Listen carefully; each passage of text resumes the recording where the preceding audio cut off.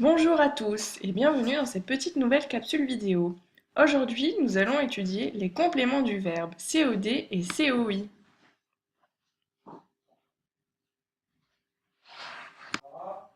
Qu'est-ce qu'un complément d'objet?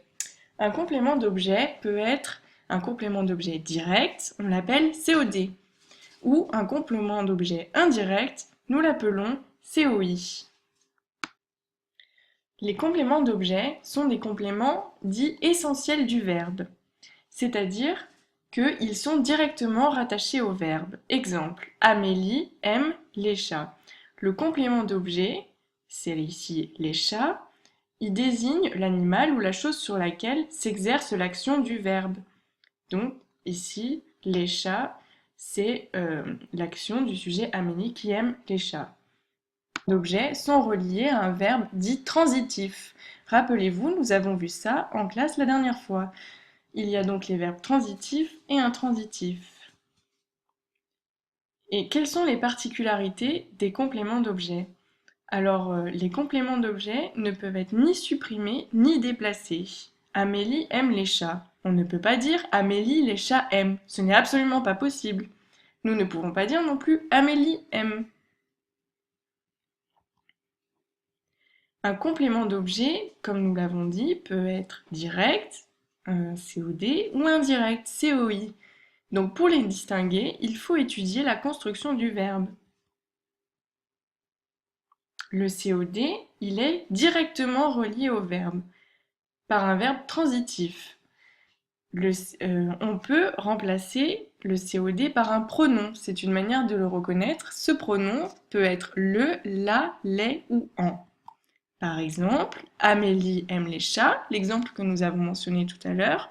Ici, Amélie est le sujet, aime est le verbe, les chats est le complément d'objet direct. Il est directement relié au verbe aime.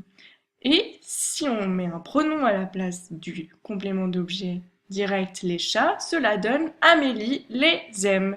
C'est ainsi que l'on reconnaît un complément d'objet direct. Pour les compléments d'objet indirects, pareil, il faut que vous vous référiez à votre leçon sur les verbes transitifs. Certains verbes sont construits avec une proposition, nous l'avons déjà vu, et c'est-à-dire qu'ils sont construits de façon indirecte. Ils amènent donc des compléments d'objet indirects que l'on appelle COI. Par exemple, Amélie téléphone à Chloé, Amélie est toujours le sujet, le verbe est téléphone et le COI à Chloé. Parce qu'il y a la préposition à entre le verbe et Chloé.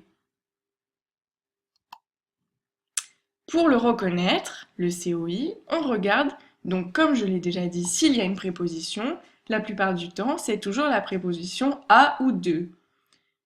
Et on peut le remplacer aussi par un pronom, mais attention, ce n'est pas les mêmes pronoms que pour le COD, cela sera lui, leur, en, i, e, elle. Amélie téléphone à Chloé, on peut dire Amélie lui téléphone. Attention, il ne faut absolument pas confondre le complément d'objet avec l'attribut du sujet. Si je dis Paul est blond, ici, Paul est une caractéristique du sujet qui est Paul, blond est une caractéristique du sujet, mais l'attribut, on le reconnaît parce qu'il est introduit par un verbe d'état. Là aussi, nous l'avons déjà vu. Ce verbe d'état peut être, paraître, sembler, devenir, rester. C'est-à-dire que blond est vraiment une manière de désigner une caractéristique de Paul. Voilà, pour vous rappeler de cette leçon, voici une petite carte mentale qui vous explique tout simplement les compléments essentiels du verbe.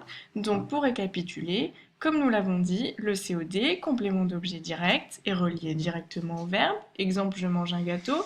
Il est remplaçable par les pronoms le, la, les, l'apostrophe en. Je le mange. Le COI, qui est le complément d'objet indirect, lui est relié indirectement au verbe grâce à une préposition. Je téléphone à Étienne. Il est remplaçable par les pronoms lui, leur, en, i, e, elle. Exemple, je lui téléphone.